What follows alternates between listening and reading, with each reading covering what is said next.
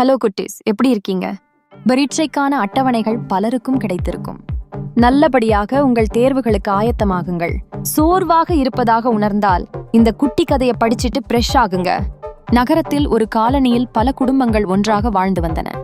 அந்த காலனியில் பல குழந்தைகள், பெரியவர்கள் என மாலை வேளைகளில் ஒன்றாக இணைந்து கூடி மகிழ்வார்கள்.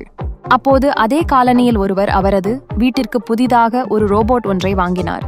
அது எல்லா வீட்டு வேலைகளை செய்து கொண்டு அவருக்கு துணையாக அது அவருடன் இருந்தது. எப்போதும் போல மாலையில் அந்த காலனியில் இருப்பவர்கள் ஒன்று கூடியிருக்கும் போது அவர் அந்த ரோபோட்டை அழைத்து கொண்டு அங்கு வந்தார். அதை பார்த்ததும் அங்கிருந்த மக்கள் ஏதோ வேண்டாத ஒன்றை பார்த்தது போல ஒதுங்கி சென்றார்கள். அவர் அந்த ரோபோட்டிற்கு ஜிப் என பெயர் வைத்தார். ஜிப் அங்கிருக்கும் யாருடன் பேச முயற்சித்தாலும் அவர்கள் அதை உதாசீனப்படுத்தினார்கள். அப்போது அந்த காலனியில் லில்லி என்று ஒரு சிறுமி இருந்தாள். அந்த சிறுமிக்கு ஜிப்புடன் பேச மிகவும் ஆசை. ஆனால் அவளது வீட்டில் அதற்கு ஒத்துக்கொள்ளவில்லை. ஆனாலும் லில்லி தெரியாமல் ஜிப்பை பார்த்து சிரிப்பது, அது கொடுக்கும் பூவை வாங்கிக் கொள்வது என அதனுடன் ஒரு நட்பை வளர்த்து கொண்டாள். ஜிப்பிற்கு லில்லி என்றாலே தனி பாசம். படிப்படியாக ஜிப் மாலை நேரங்களில் வெளியில் சிறுவர்களுடன் விளையாட ஆரம்பித்தது. அவர் அந்த ரோபோட்டிற்கு ஜிப் என பெயர் வைத்தார். ஜிப் அங்கிருக்கும் யாருடன் பேச முயற்சித்தாலும் அவர்கள் அதை உதாசீனப்படுத்தினார்கள். அப்போது அந்த காலனியில் லில்லி என்ற ஒரு சிறுமி இருந்தாள். அந்த சிறுமிக்கு ஜிப்புடன் பேச மிகவும் ஆசை. ஆனால் அவளது வீட்டில் அதற்கு ஒத்துக்கொள்ளவில்லை.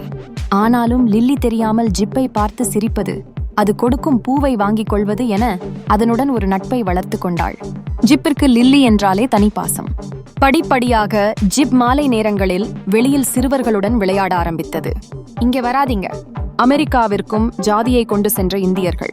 செனட் உறுப்பினர்கள் கண்டனம். இங்கே வராதீங்க. அமெரிக்காவிற்கும் ஜாதியை கொண்டு சென்ற இந்தியர்கள். செனட் உறுப்பினர்கள் கண்டனம். ஜிப் மற்றவர்களுடன் நெருங்க மிகவும் ஆசைப்பட்டான்.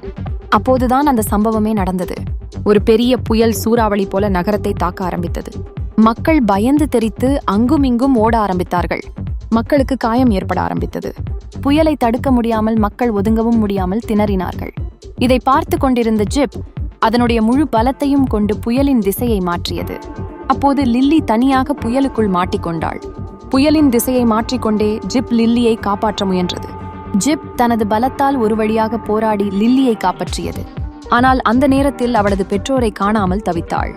லில்லியை ஒரு இடத்துல பாதுகாப்பாக வைத்துவிட்டு புயல் என்றும் பாராமல் ஜிப் அவளது பெற்றோரை தேட சென்றது.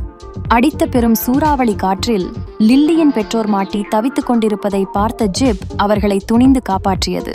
ஒரு வழியாக லில்லியை அவளது பெற்றோருடன் சேர்த்தும் வைத்தது. புயல் காற்றும் அடங்கியது.